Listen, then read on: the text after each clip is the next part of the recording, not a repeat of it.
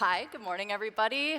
Thanks, Alistair, for the intro. My name is Sarah, and I'm super excited to be up here to talk about diversity and inclusion in tech cultures because, goddamn, we've needed to talk about this for a lot, for many years, and it's been incredible that in the last, 3, 4, 5 years, everybody else agrees. And I think in particular, it's awesome to be here in Canada talking about this because the perspective that I think this community and this culture is bringing to the conversation, it's so needed, it's so valuable. And coming from San Francisco last night, I can definitely say I'm super excited to engage in dialogue with all of you and bring that kind of new ideas and those kind of new insights back to Silicon Valley with me. So this is all very self-serving and selfish is really what I'm saying. So just to kind of give you a little bit of introduction again, my name is Sarah. I'm a co-founder and CEO at a company called Lever. Lever powers hiring. So we're the software that companies use to do everything end-to-end that they might do to recruit, hire, scale their teams. We have some amazing Canadian customers. Shopify is a customer of ours. We've helped them grow rapidly in the last few years. Cirque du Soleil is a customer of ours. They hire very extraordinary roles and people. And truly, I think there's a story to be told in every company's talent journey that's really just this amazing lens into what they do that's unique and special. So about me, as Alistair said, I'm a designer turned CEO. I think that's a lot of where my approach to leading my company comes from. We founded Lever in 2012. As I mentioned, we're headquartered in San Francisco.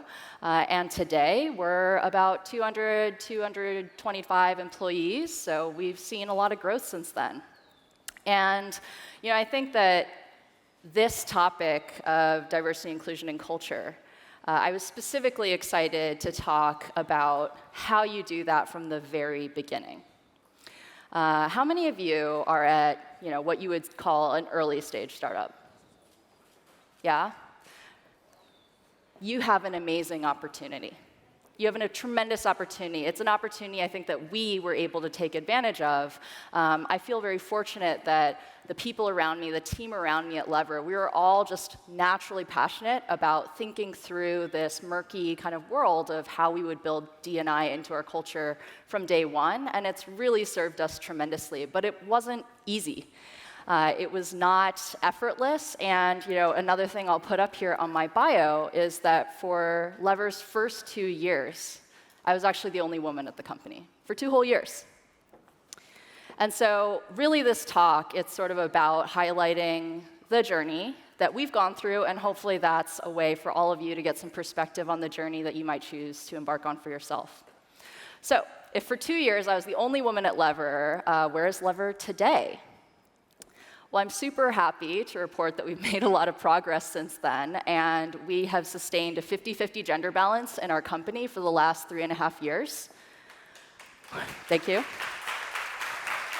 There's like 6 of these, so you don't have to clap for each one, but we have 54% female identifying leadership. We have 44% female identifying engineers. We are 46% non-white, 15% what we would call underrepresented minorities. And 65% of our employees are actively engaged in the conversation. They're active members of employee resource groups, which are the ways that we actually include people not just in sort of the dialogue and the cultural spirit of D&I, but actually in key business decisions that we make to make sure that we're putting D&I structurally into our policies, our programs, our company.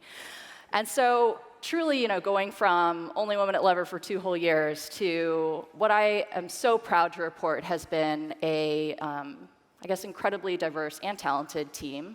It's been incredible. And so, if there's one thing that, again, I really hope you take away, D&I is a journey, and it's not a one-way street. It's a problem that we're all tackling together for the first time as a society, as a group. Like, we are sort of a generation of leaders and founders that are starting to create the idea of what the next generation corporation should be. You use the word corporate today, and it's kind of a dirty word, right? Oh, corporate, that's so corporate. And I think that really D&I, it's a banner we can all fly under to help people believe in the power of organizations and in people coming together to be unified in doing work.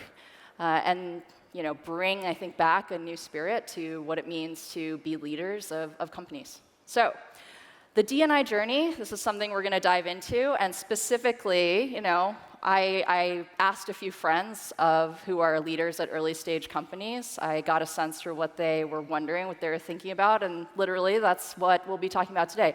Where do you start?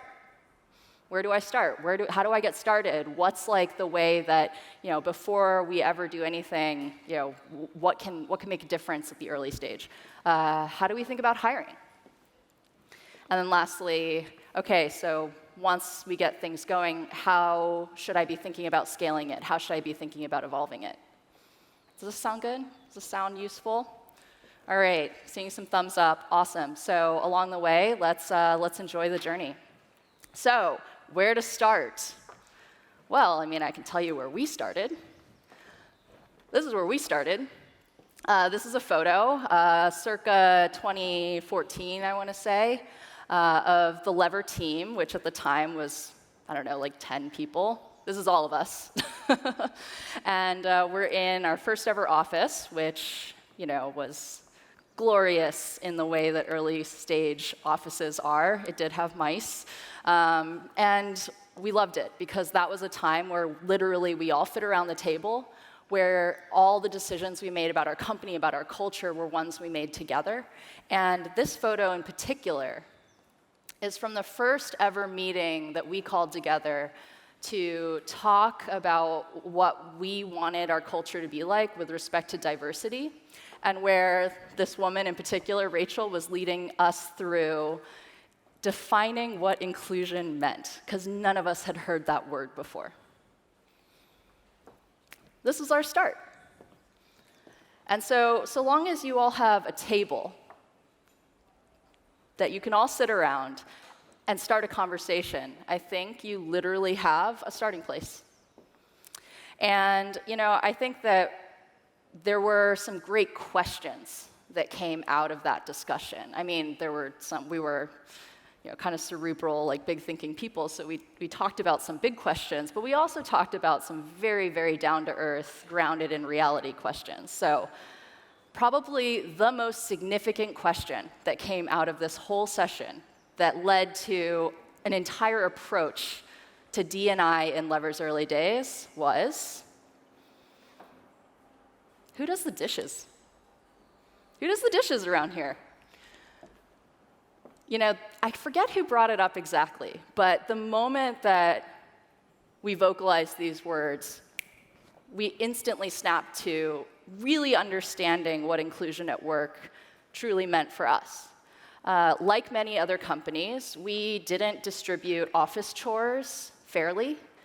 We didn't do it equitably. We did it on kind of a volunteer basis, and really it's just sort of a war of attrition of who snaps and just can't handle how disgusting the dishes were, like in the sink.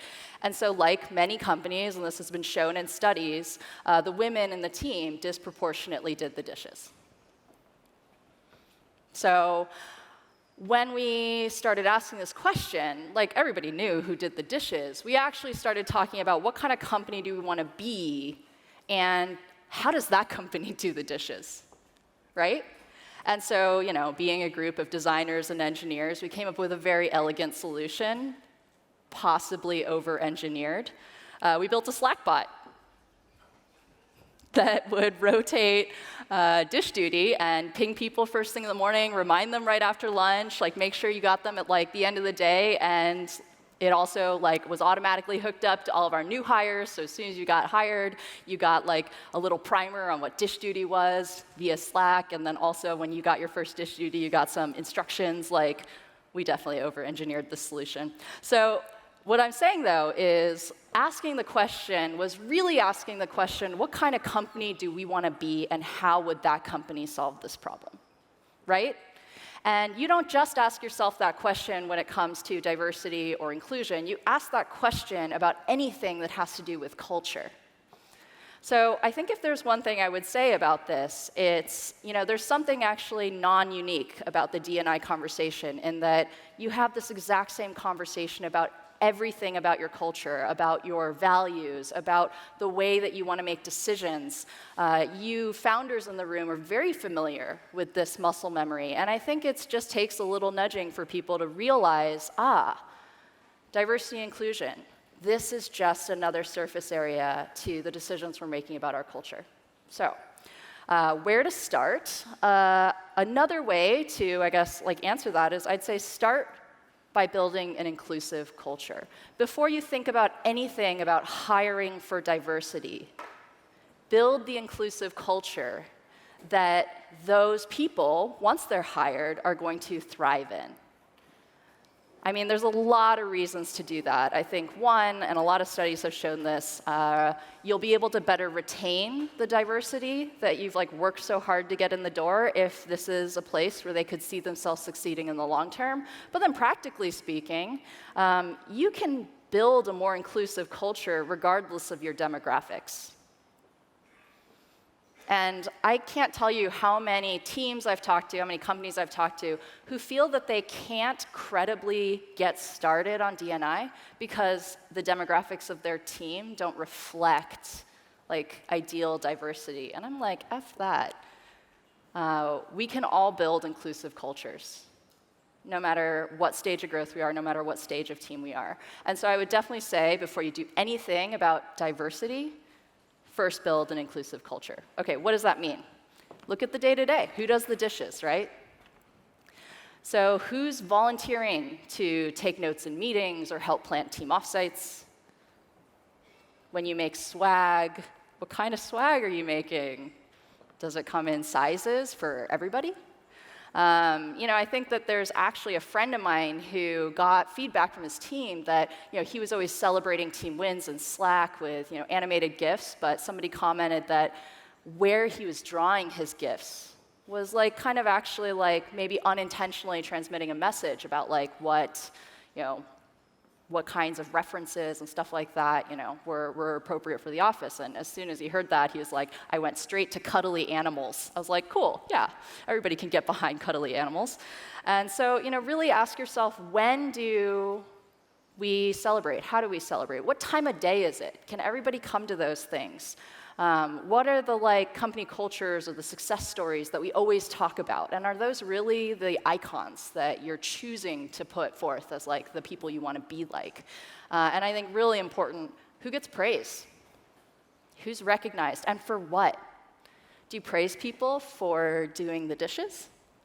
Right? Do you praise people for being a salesperson closing a deal, for being an engineer that hacks together a project overnight? What is the praise for, and what does that say about you? And for the company that you want to be, is that how the company that you want to be thinks about recognition and reward? Right? Examine the day-to-day. It's all there. And I think a common parlance for talking about the impacts of these decisions in the day-to-day, it comes down to kind of two terms. So there's microaggressions in the workplace, but then there can also be micro-inclusions. So microaggressions, familiar with this? You heard this? Okay, so the best way I can describe microaggressions is a metaphor that somebody used, and I was like, that's totally it. Imagine you're heading to work, and you're heading to work on a bicycle, and you're driving on a road that's mostly for cars, and they're just speeding by you, no problem. This road was built for them. But you're on a bike, and every little bump in the road, you're feeling that bump. Every degree of incline, you're really feeling that incline. Every minute that the day gets warmer and warmer, you're feeling the temperature a little bit more, just because you're on a bike and everybody else is in their car. So for everybody else, they don't see any problems with the road or the commute or the weather. Seems like a great day. Got my window down, everything's awesome. But for that biker, it's a completely different experience of the exact same route to work. So what microaggressions are, they're things that pile up in the day-to-day, and it can either make going about your daily commute, or in this real world, your work. and it can feel effortless, or it could just feel like there's a lot of small things that make it feel really effortful. And I think microaggressions is something that certainly a lot of the people I've talked to that self-identify as underrepresented minorities or maybe have learning disabilities or accessibility difficulties. All of these are their most common experience of what really a inclusive or non-inclusive workplace, the delta. And inclusive workplaces don't just eliminate microaggressions. That's great. They create micro-inclusions. They create moments where you're actually making bids to people to demonstrate how a wide set of learning styles, communication styles, work styles, or just identities are actually welcome and are a part of the definition of success, of the definition of culture, of the definition of who your company is.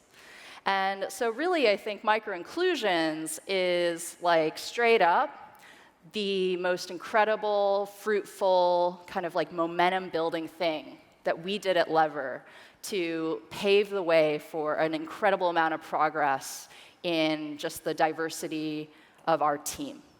So anybody that has a table can get everybody around to talk about it, and anybody that has a team can start thinking about how do we build more micro-inclusions into our day-to-day.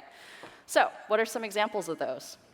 So you can create inclusion moments, big and small, micro and structural. And so micro-inclusions, set meeting norms. You probably have meetings, I'm guessing. If you're like me, you have maybe a few too many. And have you ever actually talked about with your team what the ideal meeting really is? What are the implicit assumptions people are making about meetings? When people disagree, how do you resolve that and still make progress in the meeting? Is it loudest person wins? Is it most senior person wins? Is it the person who just has the most stamina wins? That definitely happens. And so really, I think establishing meeting norms is a huge one. Look around your office. It might be as simple as getting out that label maker and printing out a "for those who identify as" label to put over your restroom signs. And I think this one is one that we did, colors. I'll tell you what that is. When we were about 2014, 2015, we started going from that stage where we were basically an R&D team building our product and achieving product market fit to then shifting into go-to-market. And so we were hiring a ton of new roles, a ton of people to work on customer-facing jobs. We had a lot more specialization, so account executives and business development reps and implementation specialists and support people. We were bringing in all these new people to our team. And we started seeing that people, in doing that, also brought a lot of baggage from stereotypes they had about those people. Let's just say the salespeople, all the engineers were worried they'd be really loud and aggressive, and all the salespeople were sort of looking at the support people as oh, well, you guys just answer tickets. And we thought that was kind of weird, and definitely saw that brewing really early on. It wasn't as bad as I'm saying, but we saw kind of an early sign. And so people would get into, a room to work through some issue, some problem, and they'd use those labels as kind of ways to explain why they're having the problem or what they thought was an issue. But we wanted to be sure to give people a way more inclusive and probably less assumptive way of having that conversation. We thought the conversation was good, but there was a better way to have it. So we ended up institutionalizing. Everybody in the company took one of those personality assessment tests that gives you a color. You've all taken these before, right? And now people could go to their colleagues and say, hey, we're having trouble working together. And I just want to say, I'm a green, and I know you're a red, because we had everybody's color profiles out on a binder so you could read about it. And so I think a lot of what's going on is that we have really different expectations about da-da-da-da-da. And I think that choice of just giving people the tools to better talk to each other, to better resolve conflicts, for when things go wrong, to have alternatives to, markers for identity or stereotypes, that, I think, has been a huge micro-inclusion that's really played a big role for us. And now it's just an institution. When we have new hires come in, we onboard in classes. At the end of that week, we do a happy hour to sort of welcome them in to their first week. And there's this big tradition now that as soon as you kind of like, the whole company's waiting in the happy hour for the new hires to come, and they come out and they're wearing leis with their color, and everybody's like, I knew that person was a yellow. Like it's become like a thing that like now everybody actually like views as a hallmark of our community and of our culture. So it's kind of cool. Structural inclusion. There's a lot of opportunities in, let's just call them like the core practices that you're doing at your company to rethink those things with an inclusive lens. How are you bringing managers on board? Are you proactively creating a shared expectation around managers? Is there actually a conversation happening with managers about we expect you to foster inclusion on your team? Probably not. And even if you did, where would you start? I mean, the table thing, this is going to be a constant refrain. Get your managers together. Talk about what kind of management culture you want to have. Talk about what they're seeing with respect to teams, and inclusion. And so really, I think like instituting and designing a management training that actually includes the surface area of D&I in it, that can be a good one. How are you actually going about performance or promotions? Is it closed door, just intuition, a few people like have the decision-making ability, or is there documented levels or documented processes for how this works? I mean, there's really no right or wrong answer, but I think ask yourself the questions, how are we doing these things? And again, hold it up to what's the kind of company we want to be, and how would that company do this? And then I think a huge one that we have embarked on Lever, I've never regretted it ever, is just really creating a formal compensation philosophy. And then sticking to it, which is really hard. That's actually really hard. We've lost people because of that compensation philosophy. But it has given us the ability to really have, I think, equity in, probably the most important and powerful way that we can, like in the dollars and cents of how we run the business. So you can start small, you can mix in a little big. I would say that kind of dynamic of creating micro inclusions and macro structural inclusions, it never stops. Lever's now a Series C company, with over 200 employees, and we're still like building on both sides of this spectrum. So first, build an inclusive culture. And then once you do that, I definitely would say you're ready to start building D&I into how you think about hiring. I'm a big believer that culture is your people. Culture is who you hire. And so hiring with D&I in mind, it's also like a shortcut to building kind of enduring like momentum into diversity and inclusion in your company, your ability to continue to expand it, your ability to continue to,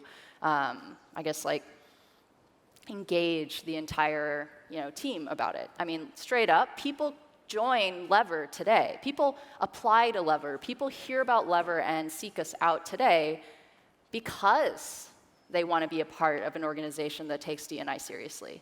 So I really do think you have this opportunity to create this positive feedback loop that builds incredible momentum. And once you feel like you've gotten sort of things off the ground and building inclusion into your culture, yeah, like totally, let's look at hiring with diversity in mind. So I get this question all the time, but what about preserving the culture? We want to prioritize diversity, but how do we make sure their culture fits? Easy peasy. It's not even a question. Strike the notion of culture fit from any and all parts of your brain, because it's not about culture fit. You don't need culture fits to your company, because fitting your current culture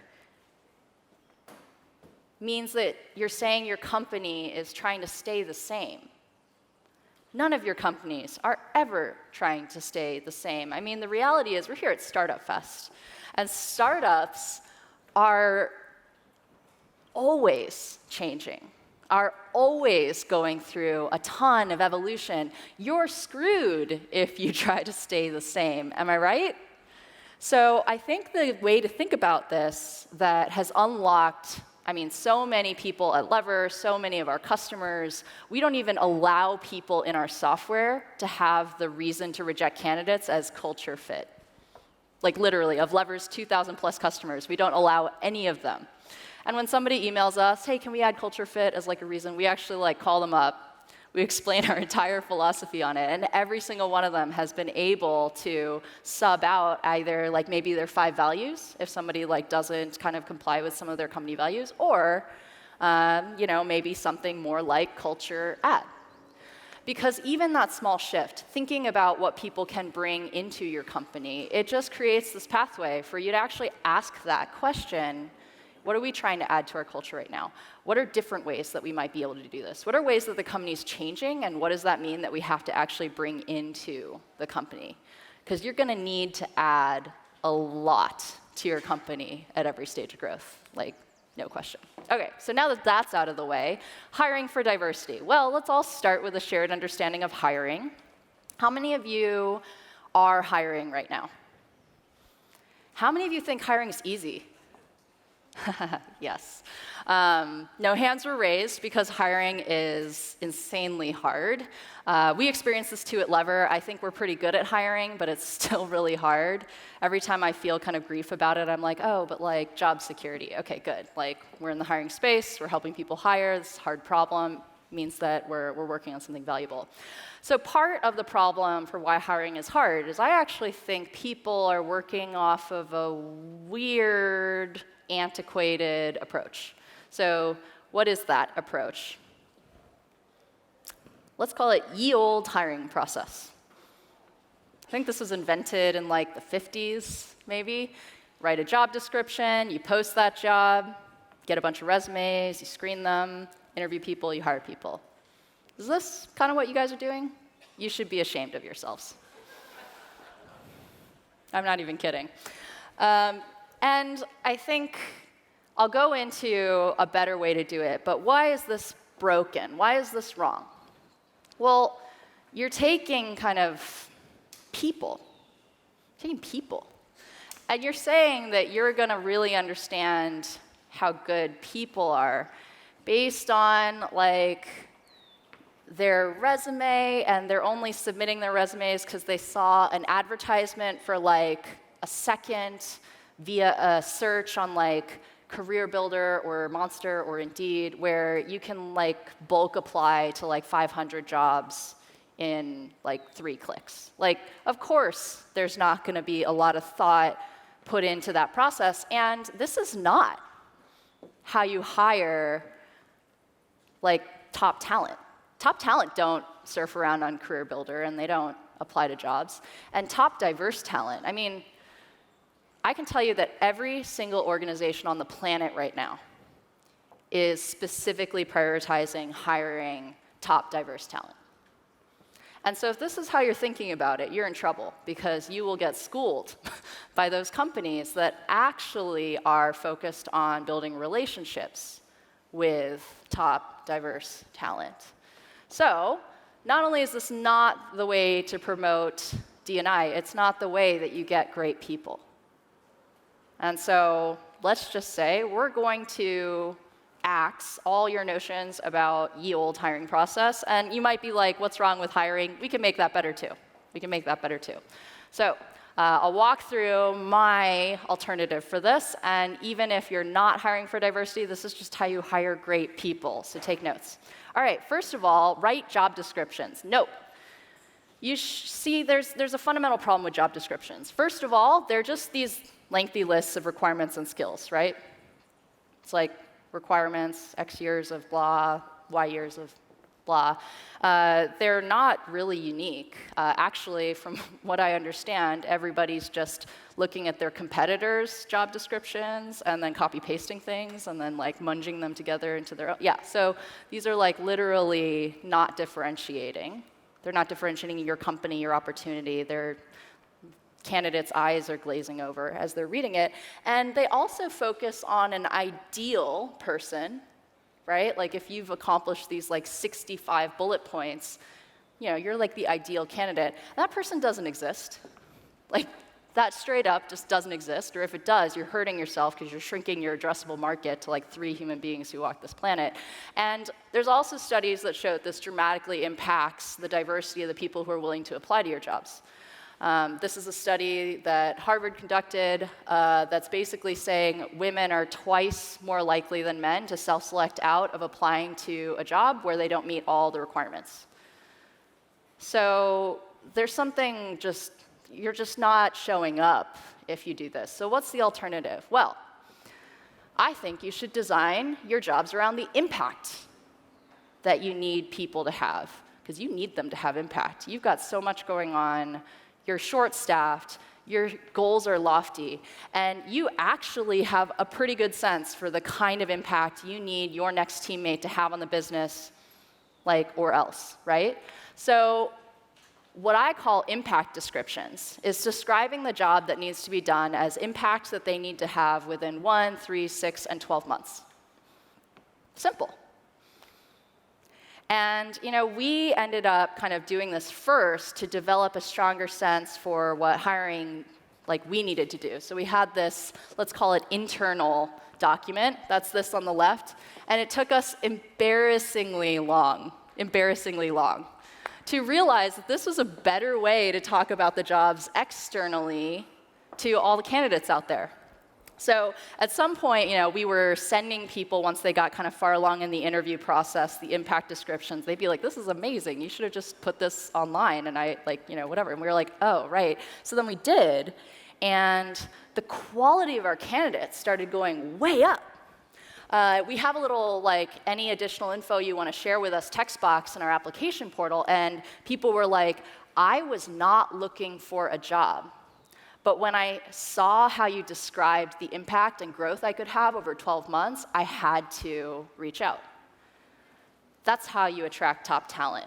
Top talent wants to grow. Top talent wants to have an impact. Top talent wants to know that when they come into the company, there are clear expectations that they can just run after and go at and have a huge impact. So if there's one thing that you do coming out of this, I would say start thinking about the roles, the hiring, the jobs that you have to be done as impact descriptions, not job descriptions. Okay, so what's wrong with posting the job and collecting a bunch of resumes that then you screen for the best one? So many things, but I'll just tell you what's better. Source and nurture talent, and in particular when you nurture, make that a team sport. Get your team involved. Get a diverse chorus of voices involved in who is connecting with the talent out there. So the old sourcing playbook, and I would guess that probably all of you have received these emails or these in-mails, it would be a recruiter reaching out with some generic message that has nothing to do with you, and they'd instantly ask if you're ready to interview, right? You received one of these? Nobody's received one of these? Okay, well. The new sourcing playbook isn't offering a transaction, it's offering a relationship. And ideally, this is something that's best done by the team. Candidates want to talk to the people they'd be working with. Engineers want to talk to engineers. Salespeople want to talk to salespeople. There's authenticity in that. And also, it's a lot easier to say yes when you know that this is just a professional connection, that maybe you're not looking for a job today, but this is something that could bring you value no matter what. So enlist everyone in your company to source. You should personalize your reach outs, but I think more importantly, it shouldn't just be like a one-threaded conversation. You should actually have different people weighing in. Maybe first it's you as a founder or the hiring manager for the role saying, hey, here's this opportunity, here's the impact that we are trying to create, here's how it ladders up into what we're doing as a company, here's our vision. And then maybe the second reach out's actually from a fellow engineer. Hey, once I received an email like this, and here's why I took the call. And here's what it's done for me in my career being here. Here's what I've learned. Here's what I'm working on. Here's my experience. That's a powerful story. It might only be 3 or 4 emails in that you actually have whoever's leading recruiting on your team chime in and say, hey, I can shed some light on what's going on here, what process we could do. But I think really importantly is before you ask people to consider your job, have something to offer them. Have something to offer them. And it could be really simple. I'm sure a lot of you are asking people out to coffee. Easy. Everybody needs coffee. I'm subhuman without a significant amount of coffee every day, so that's easy. But another thing you might Send is maybe a link to a blog post, or maybe you've actually written some of those employee stories online, and you can send a link specifically to that. And then I think lastly, like, who doesn't love to have a free lunch or come to an event you're hosting, or maybe you could meet up at something like Startupfest or whatever. Like, offer a relationship, and you'd be stunned at how unique that is, how differentiating that is, how fun, dare I say, it is. And Lever, we have hired so many people this way. 81% of our engineering org has been hired with this new sourcing playbook. And hiring engineers in San Francisco is no easy task. So this is a way to compete and to outcompete much better resourced organizations or bigger brands for the best people out there. And storytelling is really powerful. I've mentioned that a little bit, but I want to, I guess, highlight, like, we run a lot of content production, not about like our product and all this, but about content that we're specifically trying to attract talent with. And it's not that hard, because it's really like every person in your company has incredible stories. We do have somebody on the team who helps those people bring them to fruition, because that's like not always effortless. But there are incredible stories in your company, and actually being able to tell those creates, this, straight up marketing effect in getting your name out there, getting your story out there. And the best brands out there, Shopify is a classic example of this. They've seen incredible returns of just being who they are, but out there. So, if you don't already have like an internal blog, or maybe at this stage you just might mix in a few like internal or culture stories or employee stories into your main blog, I would say this has been super successful for us from day one. And we do a survey with all of our new hires, like, hey, like, tell us how you got to know like the company, what made an influence on you. They all point to the storytelling as a huge deciding factor for them. And this is related to kind of another point, which is, if you're not, you need to be selling your culture. And not just at the end when you've extended somebody an offer, but throughout the entire process. You'll actually do two things. One, you'll obviously draw in the right people, but then you'll also sort of like ward off like the mishires, the people that aren't digging that. And so I think if you be yourself and you really try to show who you are and demonstrate your culture, you can actually both gain the right people and learn really quickly when somebody's not adding to that or isn't interested in adding to that.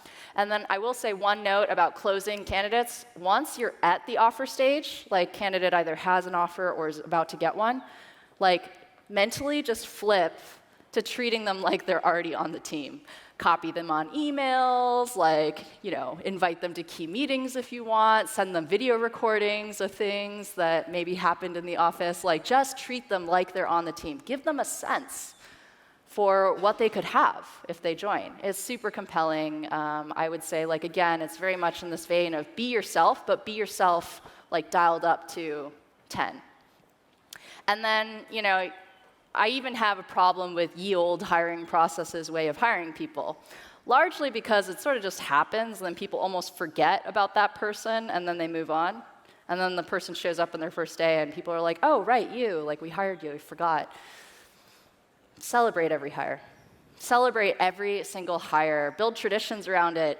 Make your team celebrate this with you so that people stay bought into helping you with the recruiting process. So we do something at Lever specifically that we did since our very early days, which is just like choreograph these really stupid animated GIFs. But it's such a hallmark of our culture, and it continues to be something that just tells candidates, like, I made the right choice. And you, as founders, your people is your number one resource. It's your number one asset. Your people is going to determine your success. So be proud. Be proud when you make a hire. Celebrate it. Reinforce that this is a key critical initiative at the company. If you're not celebrating hires the same way you'd celebrate closing a big deal, like, get your priorities straight. So what is the best? Hell yeah. Thanks, Aurelia.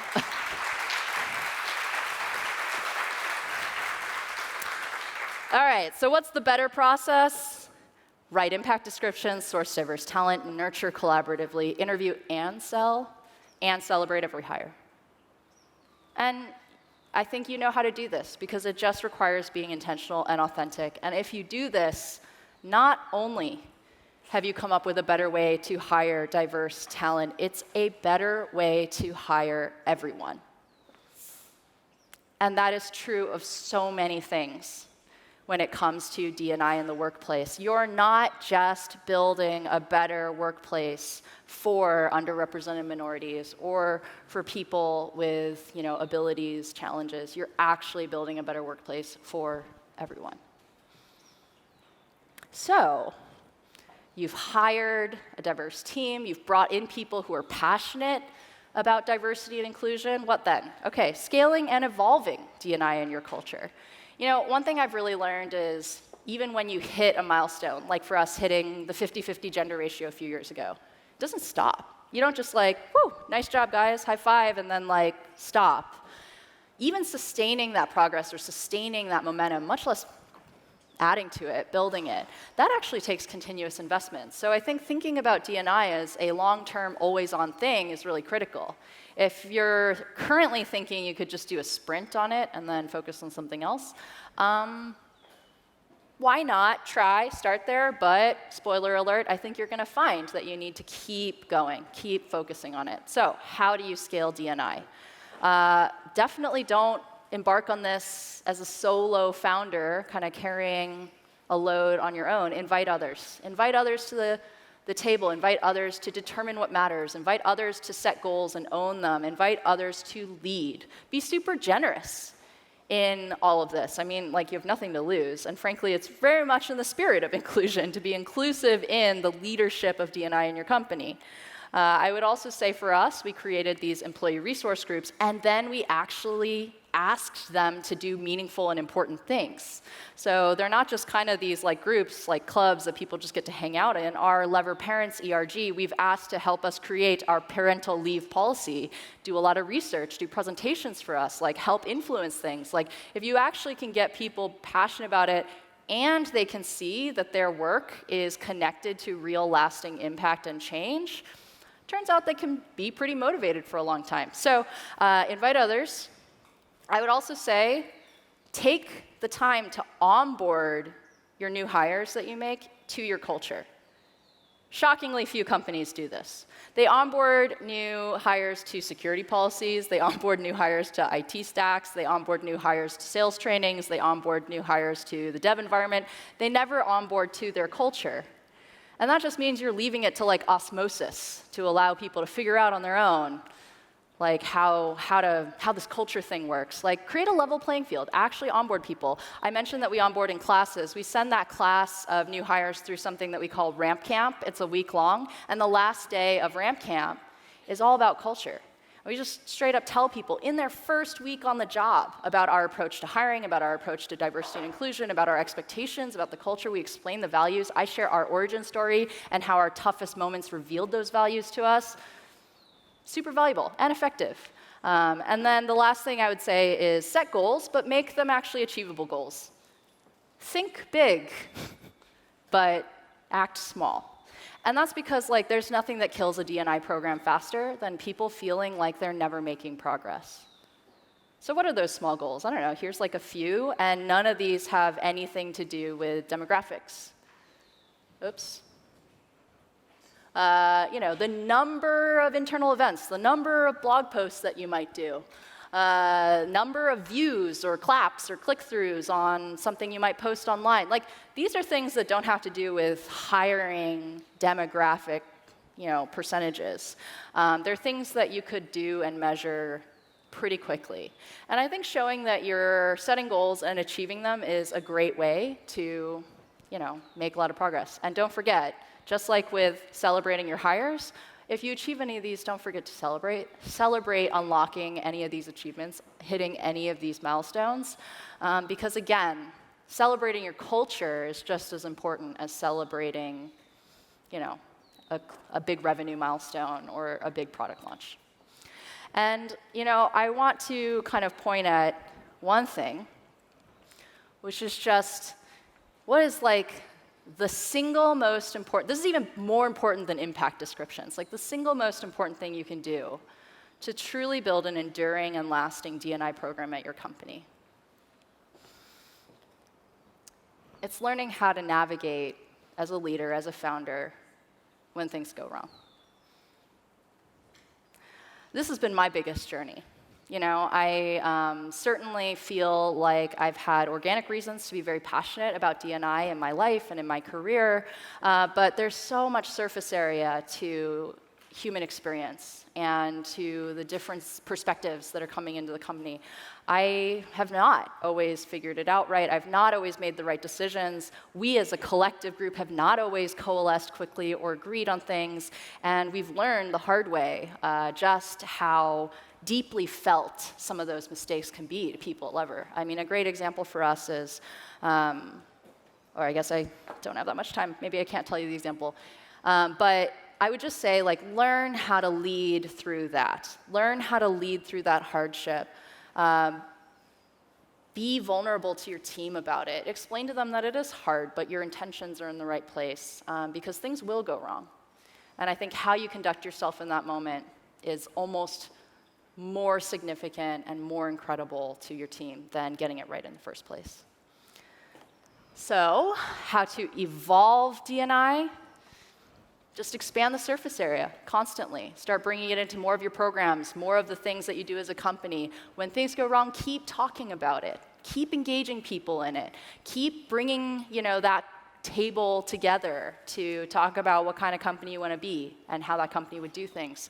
And embrace the idea that what got you here isn't going to get you to the next chapter. Even if you build a ton of momentum and success with your D&I programs to get to your Series A stage, you're inevitably going to see the needs of your team change as your company evolves. And so, ultimately, I want to give you very, very simple takeaways as a wrap-up of everything that I've said. And it's 1, start by building an inclusive culture first. 2, integrating D&I as a lens on your hiring is actually just going to make hiring better for everyone.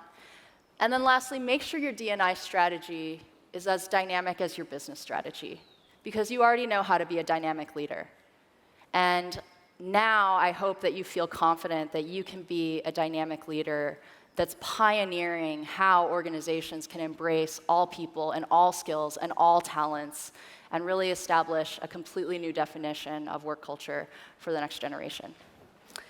So with that, there's so much more that I wish I could share. Obviously, feel free to contact me. I'm at sarah@lever.co. We can help you with that hiring process that's much better, so please do reach out. And then we also do have a lot of resources about D&I up at our website, lever.co. So in sum, thanks, and happy scaling, everybody. Really appreciate it.